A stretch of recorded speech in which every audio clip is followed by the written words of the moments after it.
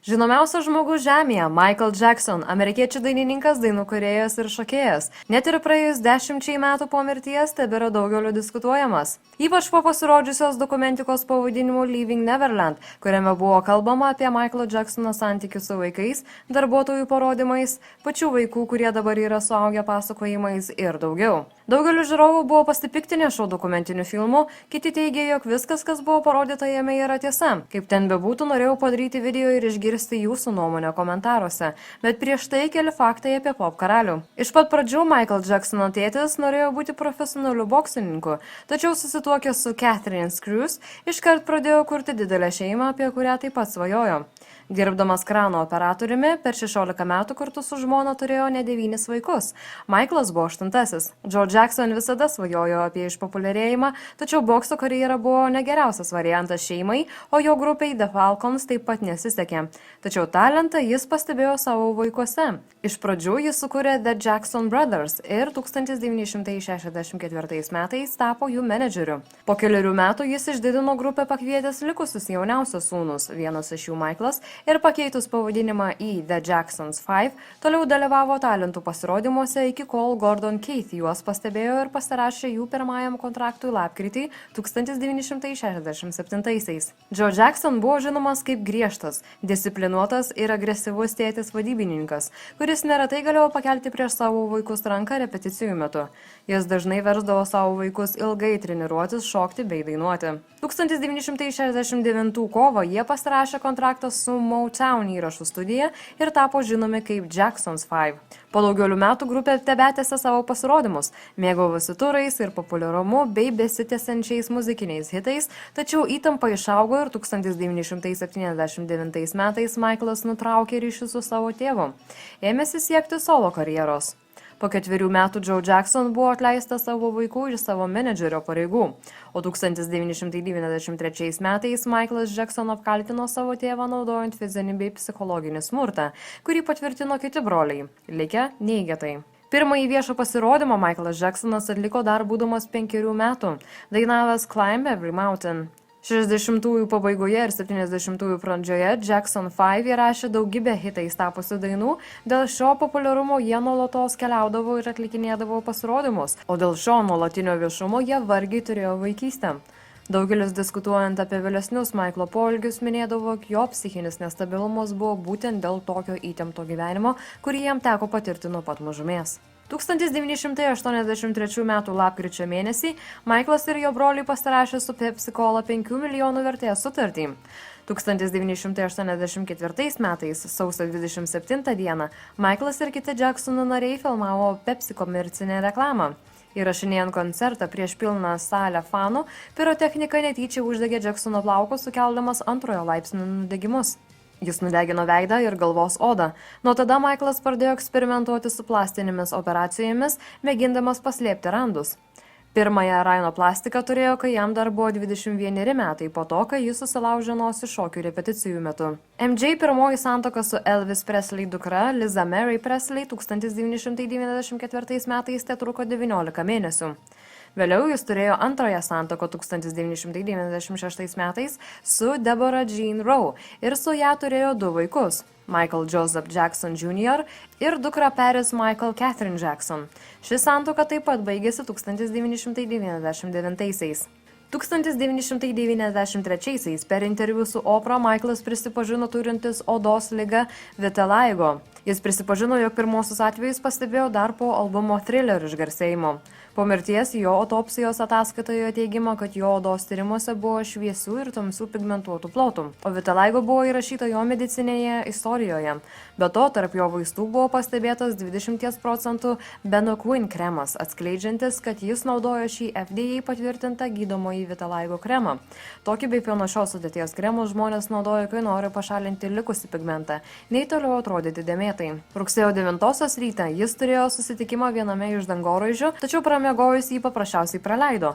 Kaip jau daugeliui žinoma, tą dieną į abu dangoraižius rėžėsi lėktuvai, kurie tragiškai sunaikino pastatus bei tūkstančius gyvybių. Gyvūnai vaidino svarbų vaidmenį jo gyvenime. Jis turėjo pelių, gyvačių, paukščių, lamų, tigrų, šunų ir kačių, tačiau jo mėgstamiausias gyvūnas buvo šimpanzė vardu Bubbles.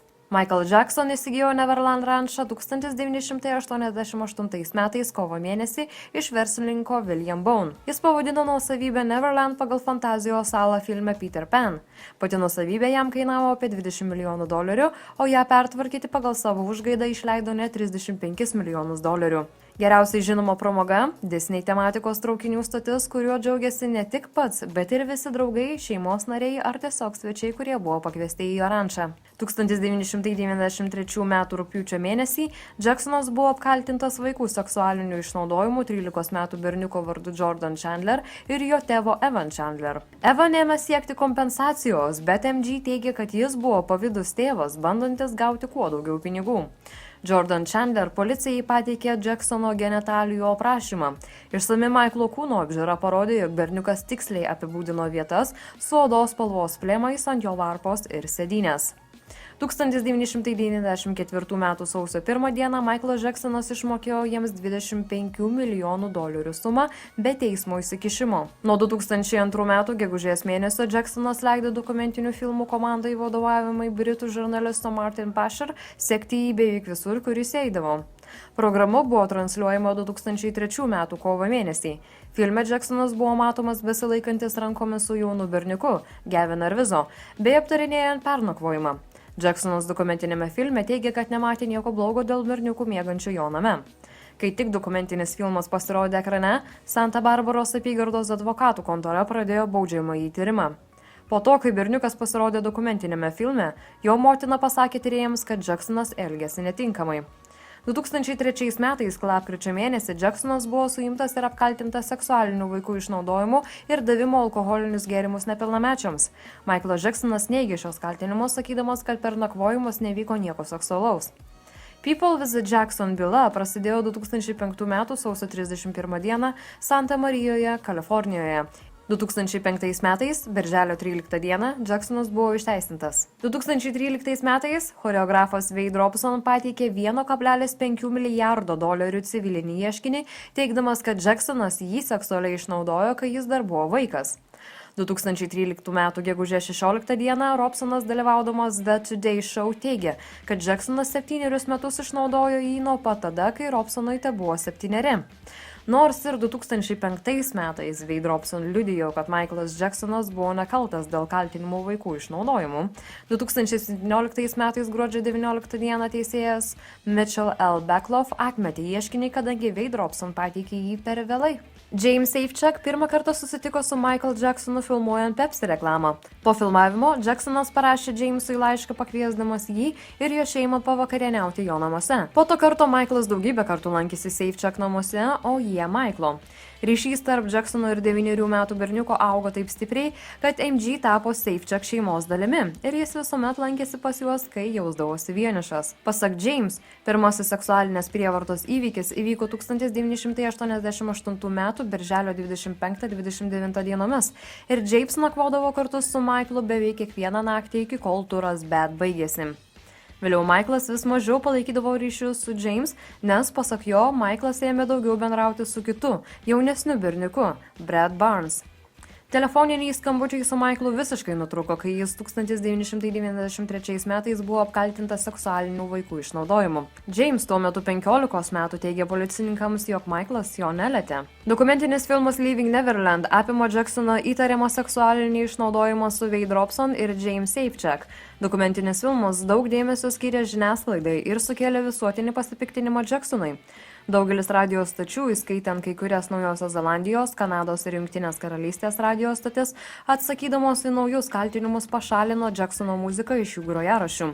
Jacksono šeima pasmerkė filmą kaip viešą linčiavimą. Nuo 2019 metų 5 berniukai besidalijo lovą su Jacksonu, Jordan Chandler, Gavin Arvizo, Jason Frantia, Wade Robson ir James Safechuck teigia, kad juos seksualiai išnaudojo. 3 kiti berniukai, Macaulay Culkin, Corey Feldman ir Brad Barnes, sakė, kad jie nepastebėjo nieko panašaus. Nors šiuo metu Corey Feldman sako, jog nebegali ginti Michaelo. Nors tarp jų ir nieko seksualaus neįvyko, abi pusės turi būti išklausytos, o daugiau nei vieno žmogaus liudijimai negali būti tiesiog praleisti pro akis.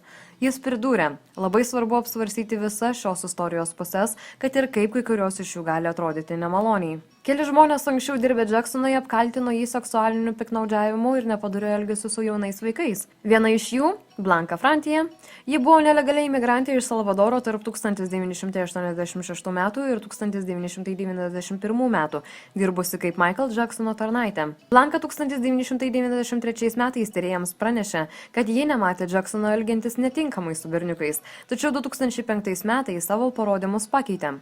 Kaip jis sakė, kartą jį tvarkydama Michaelo kambarį pastebėjo Michaelą ir tuo metu kaip tiki Wade Robson besimaudant duše. Jo apatiniai gulėjo ant grindų šalia vienas kito. Kadangi jis skalbdavo rūbus, galėjo atpažinti, kieno tai buvo apatiniai. Ji taip pat išreiškė susirūpinimą dėl savo sūnaus, kurį jį dažnai pasimdavo kartu į darbą Michaelo prašymu. Jai buvo sumokėta $2 milijonai. Dėl jos patikimumo kilo abejonių, kai pasisakė, jog Blankai buvo sumokėta $20,000 už pokalbį su Hard Copy po to, kai jį paliko Neverland. Ralph Chacon, buvęs Michaelo Jacksono apsauginis 2005 metais tyrimo metu sakė, jog jis matė Jacksoną atliekant oralinį aktą jaunam berniukui, kurio amžius buvo 9 ar 10 metų, po to, kai Jacksonas ir berniukas maudėsi sūkurinėje vonioje Neverland rančoje. Tačiau Jacksono gynybos komanda sugriovė Ralph Chacon patikimumą, paklausus apie jo pateiktą ieškinį prieš Michaelą, kuriuo jis norėjo gauti $16 milijonų sumą.